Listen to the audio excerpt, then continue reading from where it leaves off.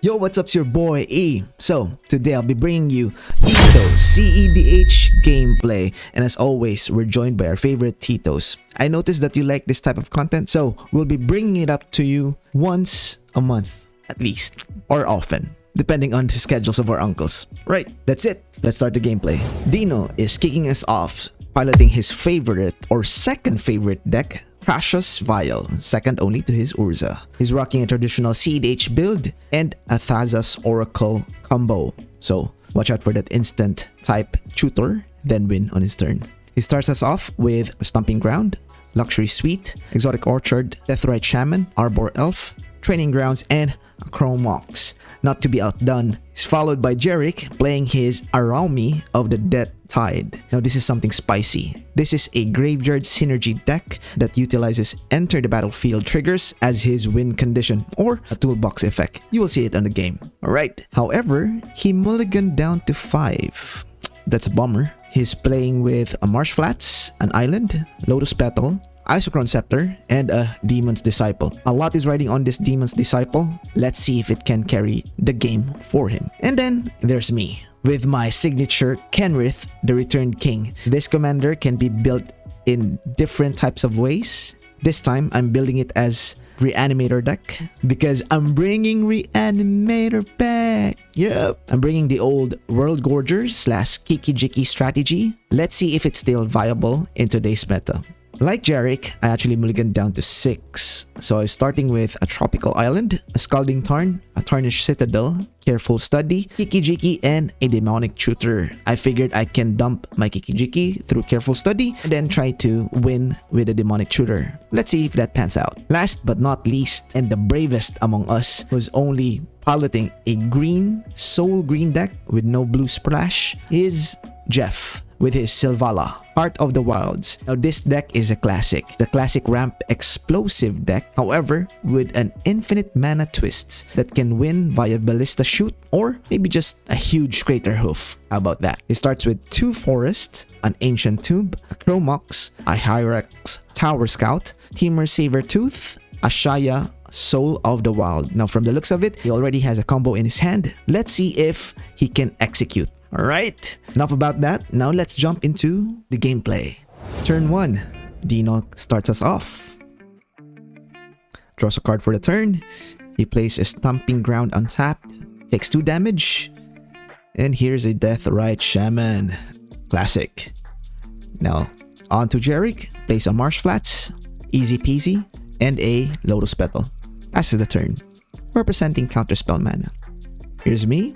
Tropical Island into Careful Study, draw 2 cards, and I would be pitching a Kiki Jiki and Gemstone Cavern.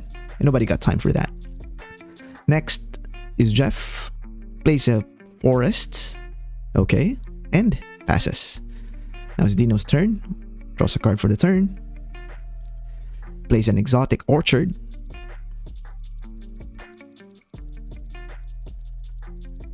and he then casts his commander, Thrasios, Triton Hero. He then goes all in, exiles the land from my end, and he casts Training Grounds. Nice. Good start, Dino. At end of turn, Jerry cracks his Marsh Flats, search his library for a swamp, finds a Watery Grave, tap, and proceeds to go to his turn. He plays a Misty Rainforest for the turn. Cracks the Misty Rainforest. Takes 1 and searches for an island. He then casts Gilded Drake, nice one, and switches over with Dino's Triton. Uh-oh. Somebody's a sad boy. Now it's my turn. Play a Scalding Tarn for the turn. I crack it. Take 1 damage. And that's a bad land. I follow it up by a Demonic Tutor. Searching for a reanimation spell. Now I'm done. Pass to Jeff. He plays a mismatching forest. Nice one, Jeff. He casts a Chromox and exiles Ashaya. Yikes. He now casts his commander, Selvala. Turn 3, Dino untaps. Draws a card for the turn. Now plays his luxury suite. He plays his own demonic tutor. Searches for that card. And plays a Chromox. Exiling an Arbor Elf. Ooh, fancy. Next, Jarek's turn. Pleased with himself, he untaps. Draws a card for the turn. Plays an island. Then follows it up with Demon's Disciple. Nicely done, Jarek. Everybody sacrifices a creature, taking care of that Selvala, the pesky Selvala. And Dino chooses the Drake to be sacrificed. Jarek sacrifices the Disciple.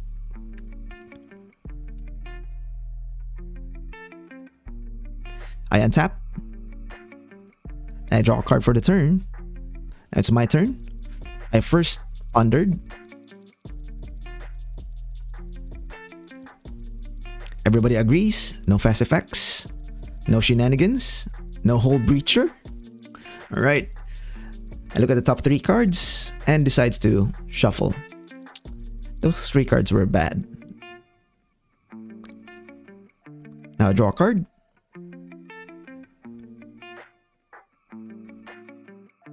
Follow it up by a Tarnished Citadel and cast my good old friend Bob, aka Dark Confident. From there, I'm tapped out. I pass the turn. Jeff untaps, draws a card for the turn, plays an Ancient Tomb, and takes damage to cast Selvala again. Hopefully, this time it sticks. Right, at end of turn, Dino activates the Shaman, exiling Jarek's land to cast Intuition. Oh no, not like this. However, Jarek responds. Ooh, nice one, Jarek. That's a Flusterstorm for 3. Dino contemplates and let's go. Let it go, let it go. Alright. Dino taps, draws a card for the turn. Everybody agrees.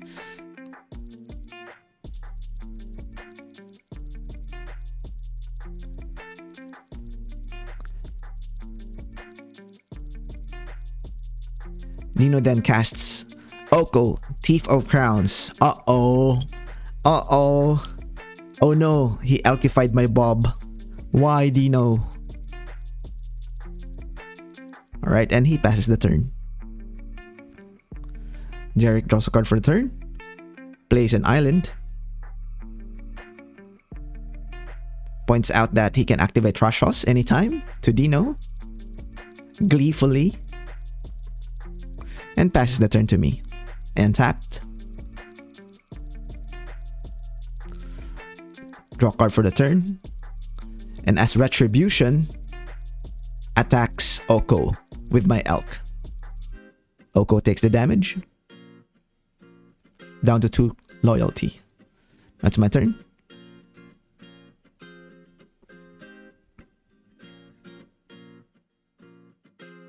I cast a Faceless Looting. Draws 2. Discards a Conscript. The plan is shaping up in a land. Play a land for the turn. Command Tower. And I cast a Sylvan Library. Pleased with myself. I pass the turn.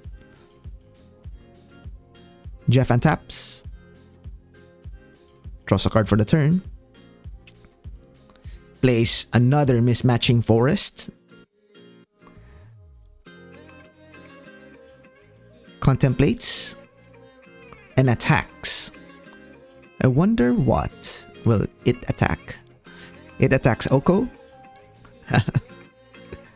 And the Shaman blocks. But before it resolves damage, is going to tap Shaman, exiling another land from Jarrek's pile. He then casts Brainstorm. Now, the tricky part with Brainstorm is that if you don't have a fetch land or a way to shuffle your deck, you may be locking yourself out. That's what we call the Brainstorm lock. Jeff follows it up by casting a Tower Scout, targeting Selvala. He takes 2 damage, of course, on Ancient Tomb and pops Selvala. He won't be able to draw a card because there's a 3/3 in play, which is my Elk. Now it taps for 3 because of the Tower Scout. 3 mana floating, 4 mana floating. Follows it up with Walking Ballista. Everybody gasps and shoots down Oko. Alright. Good play, Jeff. Nice. Turn 5. Dino casts his Vial Smasher. Desperation ensues.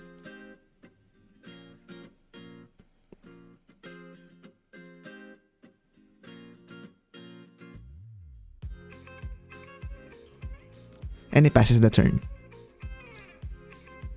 At end of turn, Jarrek activates Dino's Thrasios, scries, puts it on the bottom, and shows nice. That's a Dread Return, puts it into his hand, and taps, draws a card for the turn,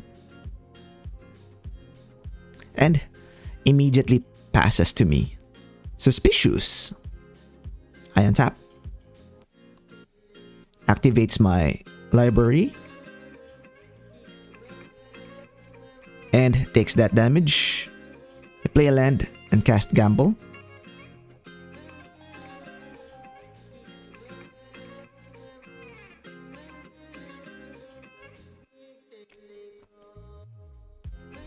I'm gambling.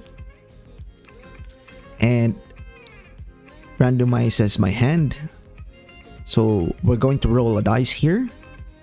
A die here. So 1, 2, 3, 4. Those are the cards. 5 and 6 I will re-roll. That's a 6. That's a re-roll. And that's a 3. We'll be discarding number 3. And oh no. That's a life and death. I was banking on that card. Not to be discarded. But okay. That happens. Elk attacks as retribution again to Dino. Dino takes the damage. And I pass the turn. Jeff untaps.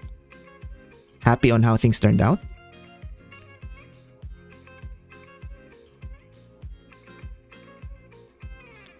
He activates Selvala for 3.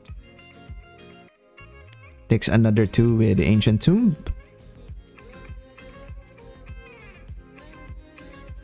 And he casts Kogla, the Titan Ape. Kogla punches my Elk. Alright.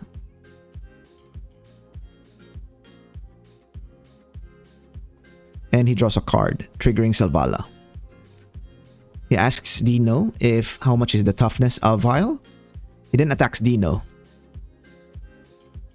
Dino takes the damage. Dino's turn. He draws a card and passes the turn.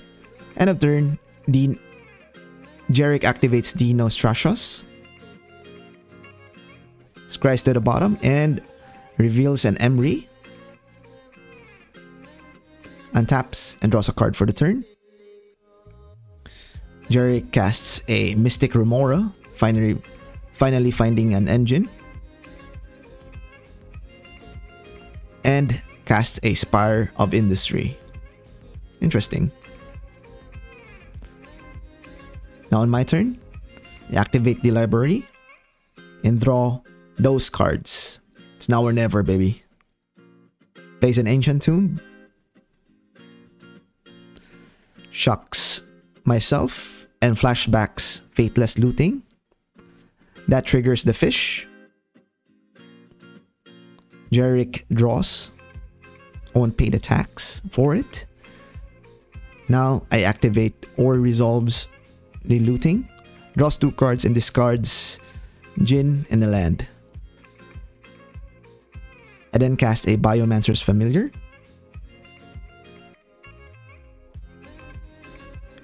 Follows it up with a Deathrite Shaman.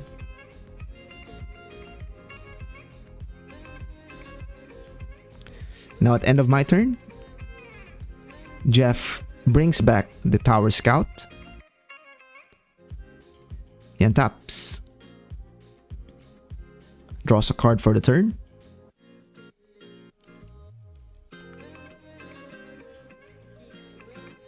And here we go. He taps Selvala for 7 mana. 7 green mana. He casts the Hyrax Tower Scout. He was able to bring it back because of Kogla's ability a while ago, because it is a human. It targets Selvala. Selvala now taps. And using 1 mana, he now taps Selvala again to produce an additional 7, making 10 mana floating, and uses Kogla's ability and recasts Hyrax again, demonstrating a potential loop.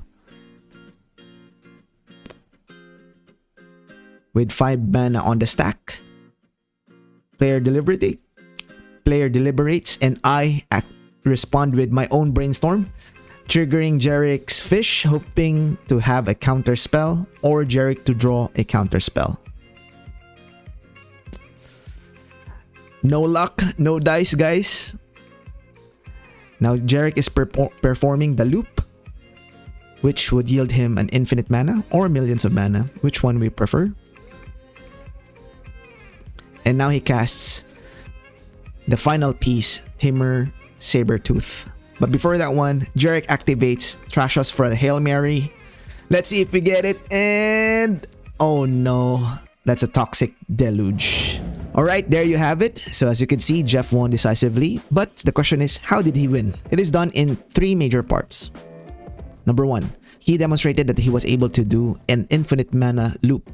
How was he able to do it? He was able to do it with 3 cards. Number 1, Selvala. Number 2, Hyrax Tower Scout. And number 3, Kogla. Ideally, you would need to start with Selvala without Summoning Sickness in play, and Kogla. With or without Summoning Sickness, it doesn't matter. Kogla should be in play. And Hyrax should be in your hand. The loop begins with Selvala tapping for 7 mana because of the power of Kogla. Kogla's power is 7. Therefore, Selvala produces 7 mana. Now with the 7 mana, you use 3 out of that 7 mana to cast the Tower Scout. You target Selvala to untap. Now you have 4 green mana in your mana pool. Using that 1 green mana from the 4 green mana left, you tap Selvala to produce another 7, yielding you 10 mana. 3 plus 7, easy math. Now, in this phase, you need to return the Tower Scout into your hand. How do you do that? You use Kogla's ability. It says that it gains indestructible, but you need to return a human card into your hand. Luckily, the Tower Scout is actually, if you could see this card, it's human, creature type. Return Tower Scout into your hand and start the loop over again. Every time the loop ends, you net 8 mana. So that's how Jeff did his infinite loop. Number 2, he was able to demonstrate that he could draw his entire deck if he wants to. How did he do it? It's the combo between 3 cards. Number 1, Selvala. Number 2, Timur Sabertooth. Then number 3, Kogla, or any other big creature. So Selvala has a second ability wherein the player who casts a creature with the highest power draws a card. Since Kogla here is the highest power, every time you cast that creature, you draw a card. You return it to your hand using Temur Sabertooth. Temur Sabertooth says that you can pay 2 mana, return a creature card. Temur Sabertooth becomes indestructible. Now, because you have infinite mana, because of part number 1, you can do this infinite amount of times in theory. Draw your library. Alright? And last but not least, number 3, you have a plethora of options to actually kill your opponent. The one that Jeff used in this instance was to draw his Eternal Witness, play Eternal Witness. Eternal Witness can bring back a card from graveyard to your hand. He brings back his Walking Ballista, and because he has infinite mana, he casts an infinitely big Walking Ballista, shooting us all down to pieces. Pew pew pew pew pew pew pew pew pew. Good job. Well done, Jeff. Alright, what are my thoughts in this game? What I could have done better? Number 1, Oko should have targeted Selvala in the first place. The deck being green, it has minimal amounts of spells that it can use to alleviate that issue other than combat or people blocking the commander and goes into the command zone and he can recast it again. So that would take a lot of time. However, there is still things that I could have improved on my end. Number 2, I shouldn't have attacked Oko. Being that the next likely target would be Selvala, it is to my advantage that Oko should survive. What I should have instead done is develop my board, which brings me to number 3. On the time where I cast Gamble, I should have cast my commander instead. In this space, both either Selvala and my commander would be in play. So Dino and Jerick would be forced to react to the board state. Either way, I'll be forcing them to use their limited resource to deal with my recurring threat. It's to my advantage. Those are the things that I think I could have done better. But let me know what you guys think. Did I hit the nail on the head? Or there could have been things that I would have done better? Let me know in the comment section down below. If you like this content, give it a thumbs up. And don't forget to elbow smash that subscribe button like a mad lad. Tune in for the next CEDH gameplay. Here's my playlist. Until the next game, as always guys, stay safe.